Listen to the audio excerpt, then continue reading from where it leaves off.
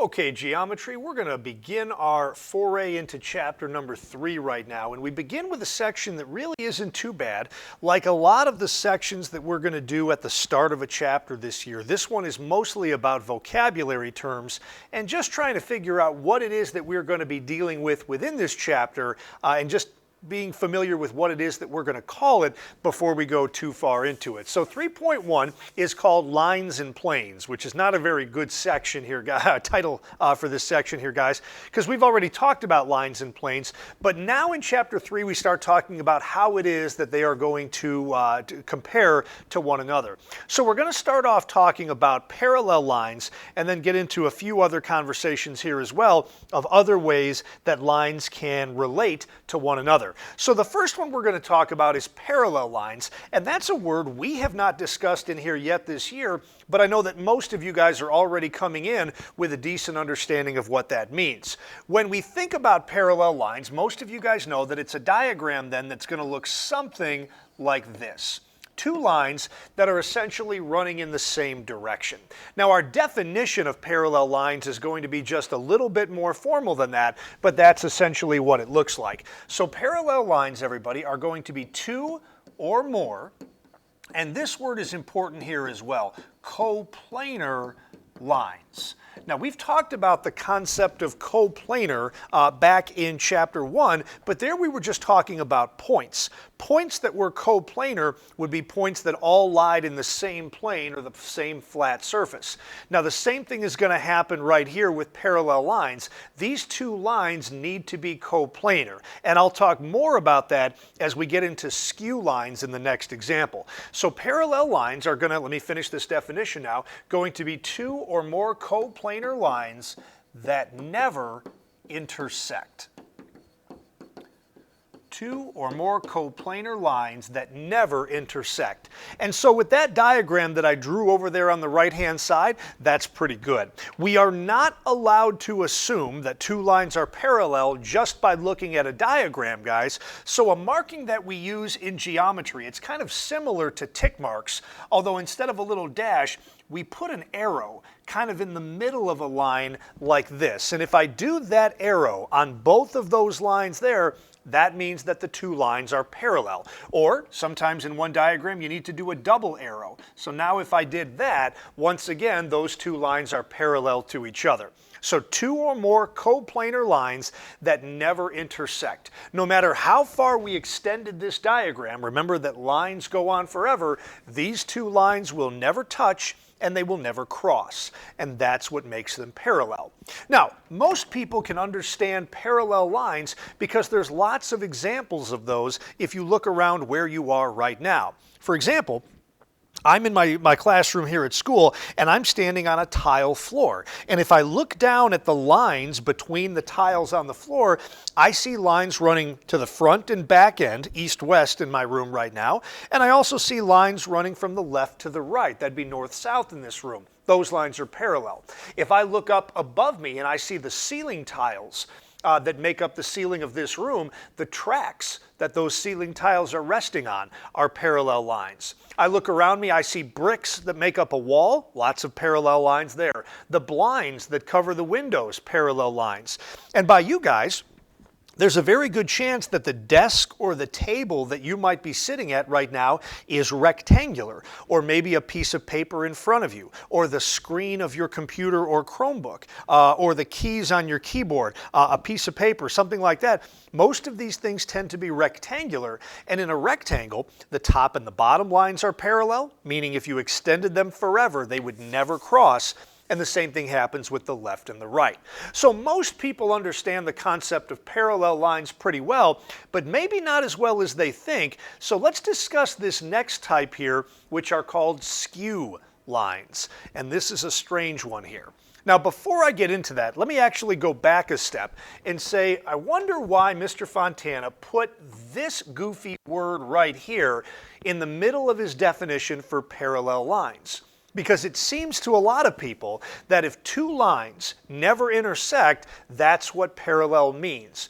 Well, skew lines are an exception to that rule. Skew lines, we're going to go ahead and give the definition first, and then we'll draw a diagram right here. Skew lines are going to be two or more non-coplanar,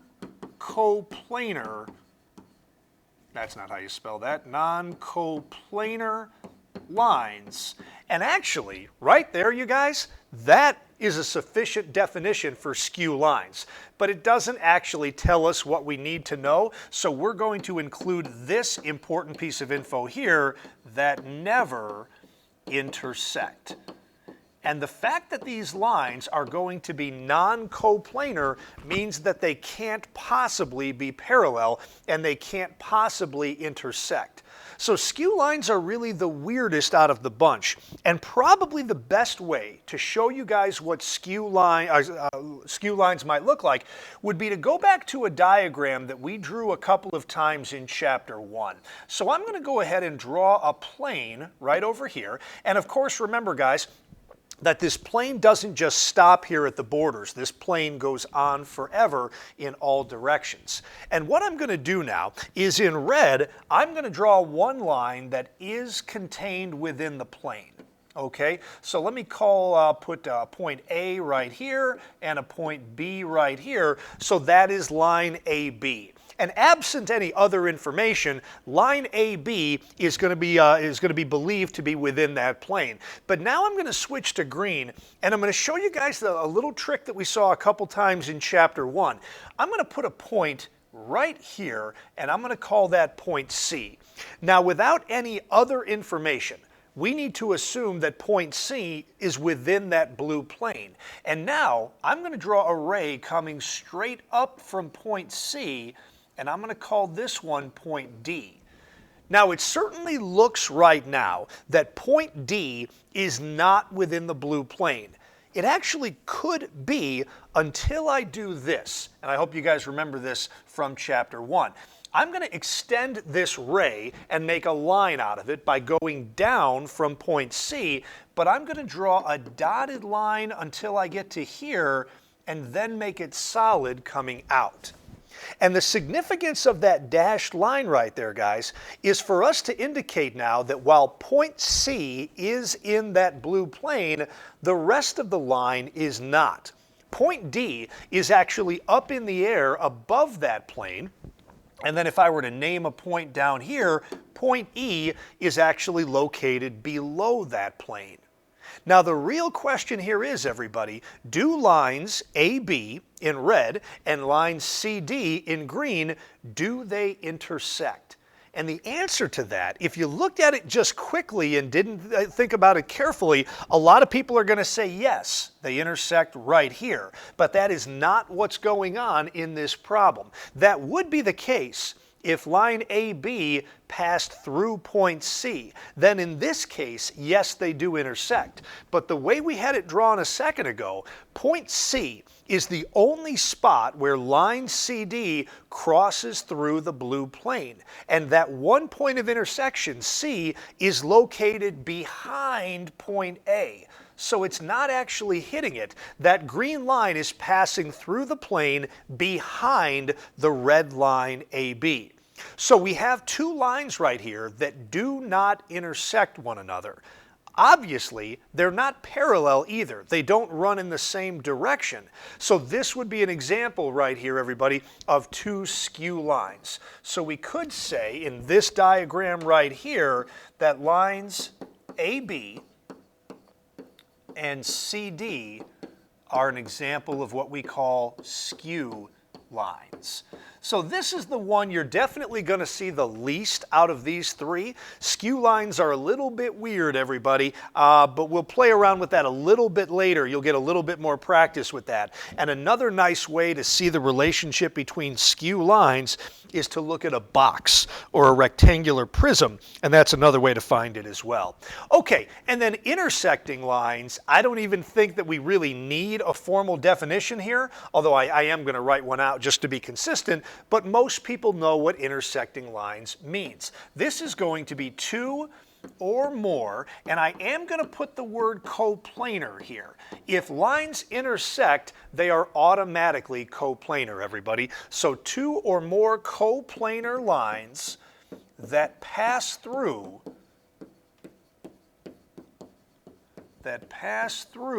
a common point. Okay, 2 or more coplanar lines that pass through a common point. All right, so if we were going to draw intersecting lines, it's pretty darn easy. You draw one line right here, you draw a second line that crosses the first one. And without any of the little visual tricks that we just did in part B, we're going to say that this point right here is the intersection between those two lines that I drew. That's where they cross. So basically, you guys, we have formed an X.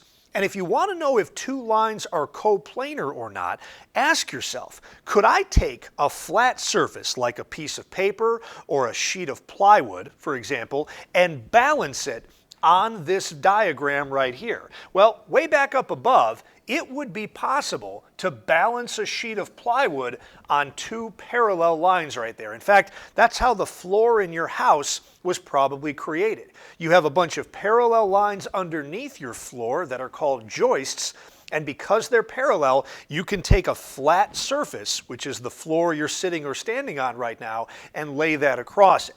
That same trick would work right here. If you were to take two floorboards and build them across one another like that, you could again lay a sheet of plywood across the top of that, and you have a plane then. So these lines are coplanar as well. Where you could not do that is in this diagram right here in B, guys. You couldn't lay a flat sheet of plywood across both line AB and line CD in green. I'm realizing now as I'm saying it that actually my definition right here for part C of intersecting lines may not need that word coplanar right there if I'm going to put the 2 or more. It would be possible, you guys, and it's going to be really difficult to draw this without making this diagram way more complicated than it need to be, but if you guys could imagine another line now that is popping out of your computer screen from this red dot and is pointing directly at you, the viewer. And at the same time then, the other end of that line goes back into the computer screen away from you.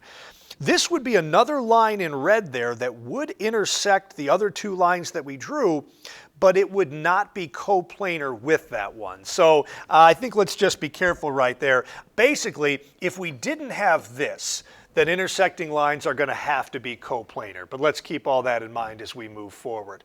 Okay, two more definitions, everybody. And I think as we're talking about parallel planes and intersecting planes, I don't know how much time we need to spend on this.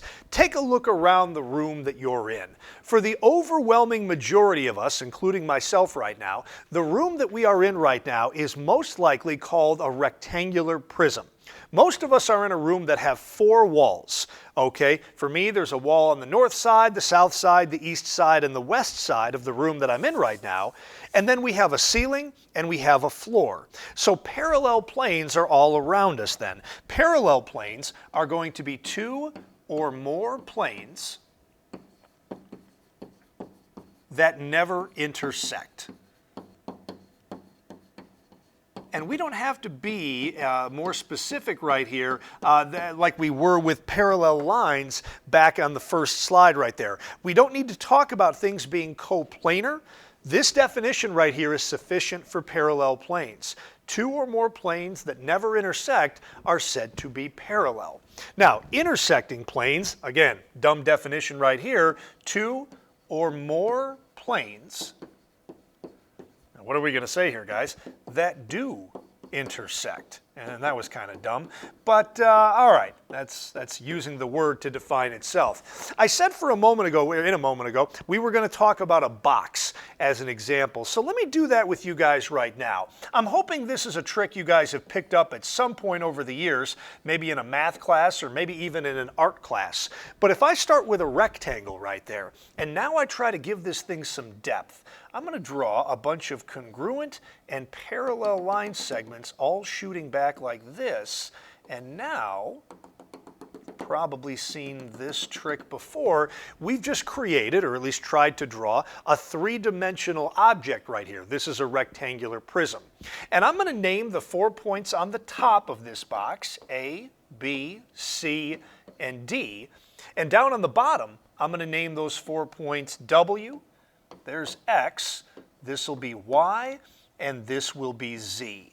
Now, one thing that bothers people about this diagram just a little bit is when I start naming planes, every side of this box, this rectangular prism, is a rectangle. And that means that everybody wants to name those rectangles with 4 letters. But we need to remember, everybody, that when we're talking about planes, we only need 3 letters in order to name it.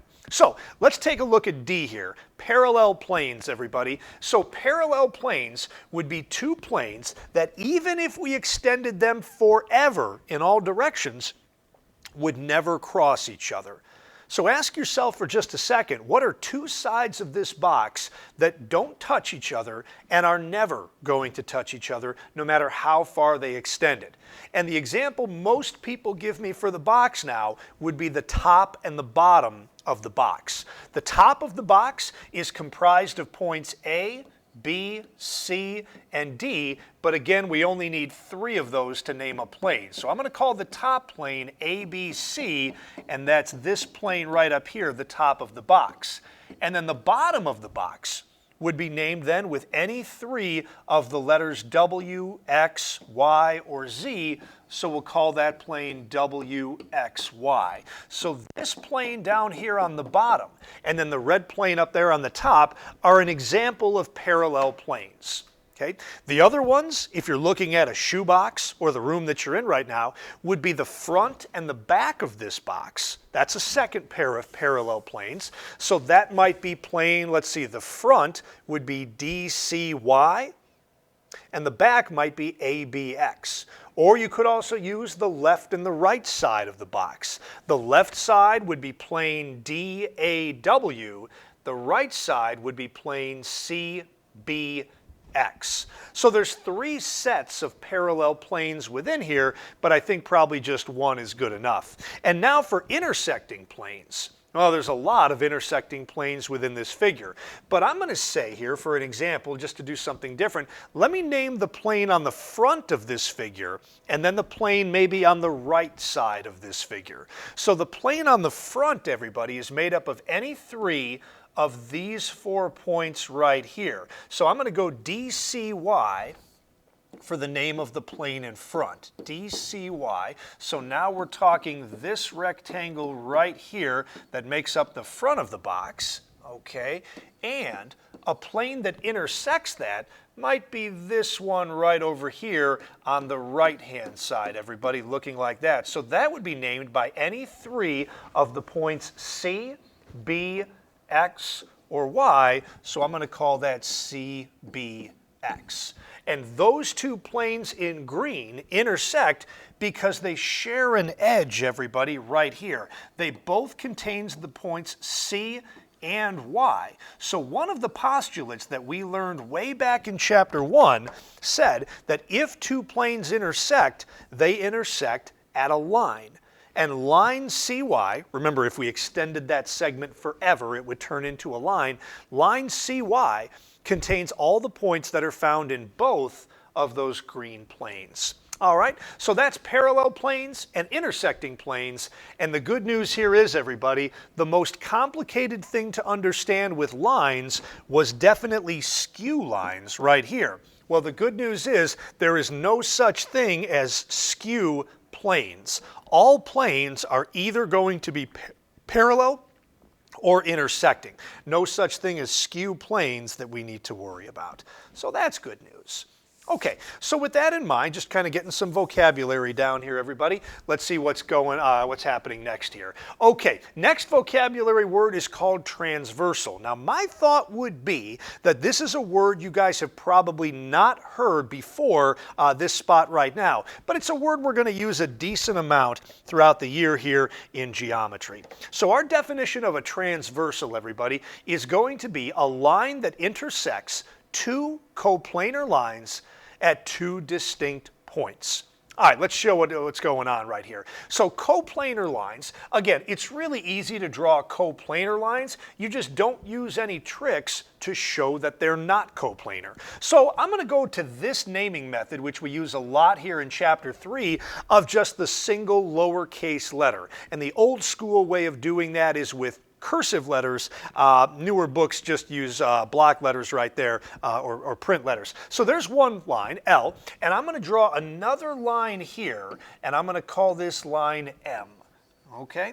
Now again, without any tricks of my diagram like dashed lines or three-dimensional drawings or anything like that, we're going to assume that these two lines are coplanar. Now, right now, we don't have a transversal yet, but a transversal is a line that intersects these two lines at two distinct points. And distinct means different or separate points. So all I'm going to do now is draw a third line that crosses both of those other two, and I'm going to call that line T for transversal. And what do we see here, guys? That we have two distinct points of intersection right here between T and L, right here between T and M. And so what we have right here for line T, this is our transversal. So we'll go ahead and write that down right there, okay? It's a line that intersects two coplanar lines at two distinct points. And that's what we mean by a transversal. Now, what actually gets interesting about this here is that unless I drew lines L and M to be parallel to one another, which I certainly didn't indicate and I wasn't trying to make it that way, think about that. If L and M are coplanar, but they're not parallel, they are eventually going to intersect each other as well. So I wouldn't put this in my notes if I were you guys, but if I extended line L all the way out here, and if I extended line M all the way out here, now you have another point of intersection right now between those two lines right there. And now this is really interesting. If you take a look at line L, we see that L intersects T, maybe right here we'll call that at point A. L also intersects line M over here at point B. So line L intersects two other coplanar lines at two distinct points. That means that L is a transversal also. And likewise, point M intersects line M intersects line T right here at what I'll call point C, and then M also intersects L at B. That means that M is a transversal as well. So what's essentially happening here, guys, is I've created a triangle between points A, B, and C, and that means that all three of those lines are transversals. That won't always be the case this chapter because we're going to spend most of our time dealing with parallel lines, in which case there's only going to be one transversal in a diagram like this, okay? So that's what we've got. That word transversal, that prefix trans means moving or changing, and a transversal moves across both of the other two lines there.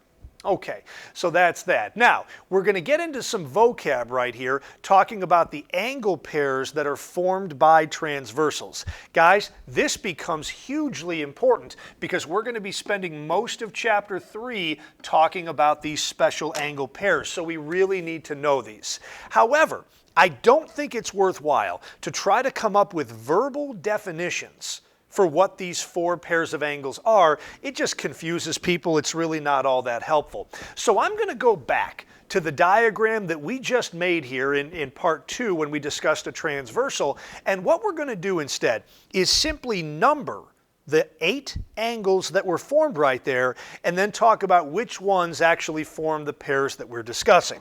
Now, there is absolutely no rhyme or reason to what I'm about to do, but hopefully you guys see it. When line T crossed line L, it created 4 angles. So I'm just going to number them 1, 2, 3, and 4. Now you'll notice I started in the upper left-hand corner and then I went clockwise. There's no rule that says you have to do it that way. Then, as our transversal, line T, continues to move down lower here, guys, it intersects line M and created 4 more angles. So I'm going to call this angle 5, and 6 and 7 and 8. I like to be consistent in the way that I number them, so in both cases I started in the top left corner and went clockwise, but you certainly don't have to do it that way. So there were 8 individual angles now formed by our transversal crossing our 2 lines, L and M. So let's start talking about what all of these mean. Corresponding angles, everybody. And when we talk about corresponding angles, the phrase I would like you guys to remember here is that corresponding angles are 2 angles that are in the same relative position. So for example, if we take a look at where I started naming both of these, I began with angle 1, which was in the top left corner right here. Well, if I think about which angle down on the bottom here is also in the top left corner, it doesn't match up perfectly, but angle 5 is the one in the top left corner down here. Angle 1 and angle 5 are both in this top left position. So that's what we mean when we say they're in the same relative position. So angle 1 and angle 5 are what we consider to be corresponding angles. So let me get rid of that. Let me go here, and our examples for corresponding angles would be angle 1 and angle 5. It makes no sense just to say angle 1 is a corresponding angle. We are talking about angle pairs. So you've got to put a pair together and say 1 and 5 are corresponding because they're both in the top left position. Let's keep going. The next angle in the top right position is angle 2, and the corresponding angle, you guys, in the top right position below is angle 6.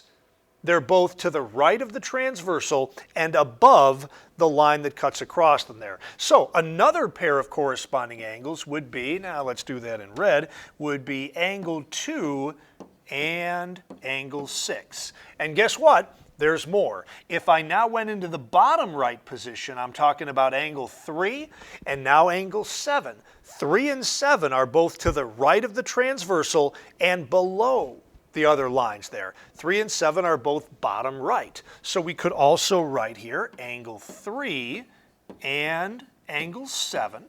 And guess what? There's one more. If we now moved into the bottom left position in both cases, 4 and 8 are the 2 bottom left angles here. So angle 4 and angle 8, that's our 4th and final pair of corresponding angles. So corresponding angles are in the same relative position, and you've got 4 pairs of them here.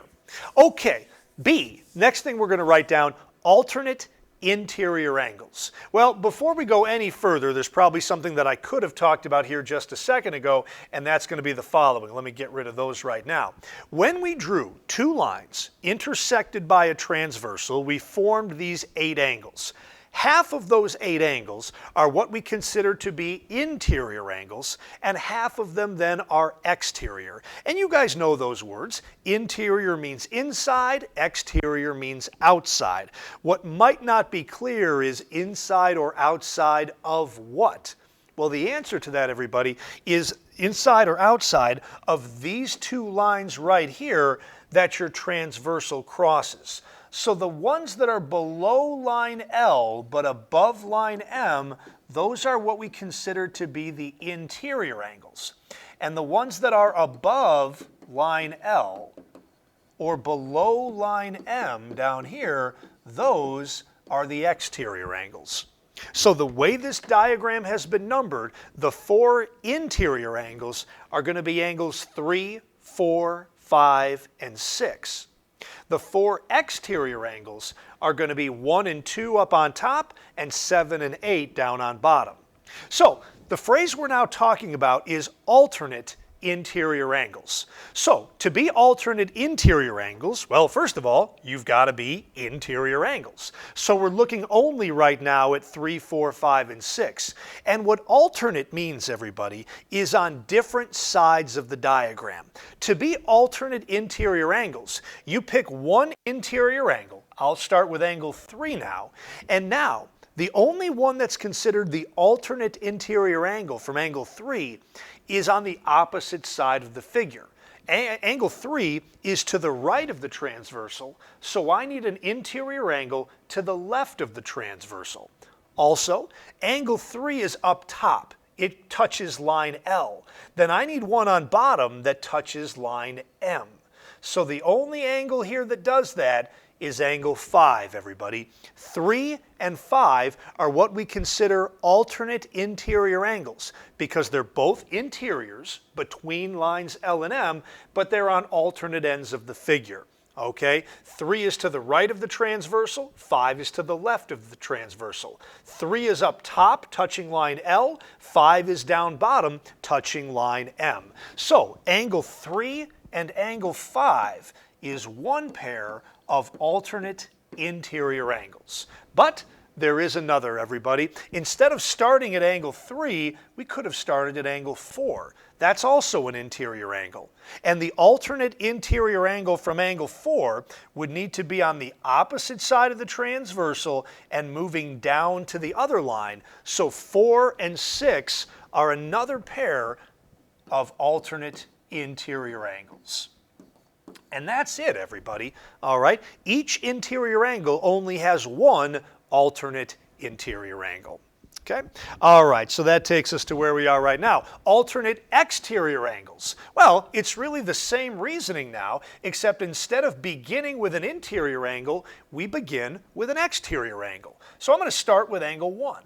Okay, that's an exterior angle, and now the alternate exterior angle from angle 1 would need to be on the other side of the transversal, to the right, but all the way down on the bottom end of this figure. Angle 1 is touching line L, and it's angle 7 now that's touching line M. So 1 and 7 are a pair of alternate exterior angles. So angle 1 and angle 7, that's one pair. Okay, and then back to the diagram, we could have started from angle 2 now. And again, the alternate exterior would now need to be on the left side of the transversal, but all the way down there on the bottom. So 2 and 8 would be our second and final pair of alternate exterior angles. And the last one, everybody, the old textbook, and in fact most textbooks that I've seen before, use the phrase consecutive interior angles. Our current textbook apparently doesn't think that you guys can understand what the word consecutive means, which is in a row, so they use this phrase that seems a little juvenile to me, same side interior angles. That phrase does actually help us understand things a little bit better. We're back to interior, so we're looking at angles 3, 4, 5, and 6, and consecutive means on the same side of the transversal. So consecutive means same side. So, whoop, wrong way. So back to this diagram, let's get rid of these circles right now. Start with an interior angle like 3, and there's only one consecutive interior angle with angle 3. It's the one that's on the same side of the transversal. So I don't want to cross it over here. I've got to stay on the same side of the transversal, and the only other interior angle on the same side of the transversal as angle 3 is angle 6. Okay, so we can go ahead and write here that one of our pairs of consecutive interior angles is angle 3 and angle 6. But wait, there's more. Back to it again. If we had started at angle 4 now, the only other interior angle on the same side of the transversal as angle 4 is angle 5 right here below it. So we've got 3 and 6, but we also have angle 4 and angle 5 for our second pair of consecutive interior angles. So looking at these two slides side by side, everybody, this is something that we need to have memorized fairly quickly. We need to know what this diagram looks like here. 2 lines crossed by a third line, and that's a transversal. It creates these angle pairs, and this is what the vocabulary is for corresponding alternate interior, alternate exterior, and then consecutive interior angles. We absolutely have to have those down before we move on into section 3.2 coming up soon. Okay, all right, and then the last thing, these were just a couple of diagrams that I kind of wrote from the, that I wrote down from the textbook right here, and I was, if we were going to be in class, asking you guys for a couple of questions right here. So let's run through just a few things real quick here. For this diagram up here on the top, this one, let's see if you guys can come up with a pair of parallel lines. Go ahead and pause the video for just a second, see if you can come up with a pair of parallel lines. Now, as I look at this, guys, there are a lot of answers to this question. It's not like there's just one, but a pair of parallel lines, just to give you an example, might be this one right here, which is line EH. And even though it's a segment in the diagram, if we extended it forever, it would do that. And then one parallel to it might be this guy right here below it and line AD. Okay, those lines would also be parallel to FG and to BC in the back. Or you might have used some of the other directions as well, so that's just one example. Okay, all right, let's do a second one. This is maybe a little bit tougher. If I asked you guys for a pair of skew lines, that would be two lines that are not coplanar, they never intersect, and they're not parallel. So, for this one right here, if I were to start, let's say, with line AD right here. If we started with AD, what would be another line in this figure that is not parallel to AD, but it also never intersects AD? And I want to say, everybody, that the answer to this would be, I think there are definitely two. That might be it. Let me think. 3 are parallel, 2 more intersect. Oh no, a bunch intersect, 4 more intersect. Anyway, the 2 that are parallel, you guys, I believe are this one right here, which would be line GC, or this one right back up here, which would be FB. These lines, even if we extended them forever, would never intersect line AD. They would simply pass behind it.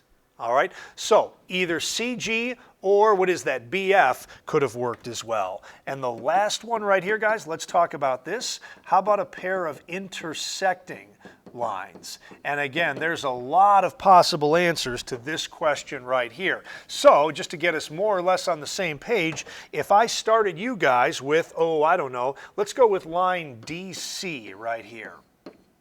Okay, DC. See if you guys can come up with a line now that intersects line DC. Well, line DC is this one right here. And to come up with a line that intersects it, there's a lot of different ones. How about this one right here? How about line HD? If I just drew it that way, that one would work fine. One thing you notice right now, these two line names, DC and HD, they both contain point D. And that's really important, you guys. That means that both of these lines pass through point D. And if two lines pass through the same point, they must do what? Well, they can't be parallel if they pass through the same point. They can't be skew if they pass through the same point. They've got to be intersecting lines in order to pass through the same point. So that's kind of a way you can tell the answer to that sometimes just by playing the name game.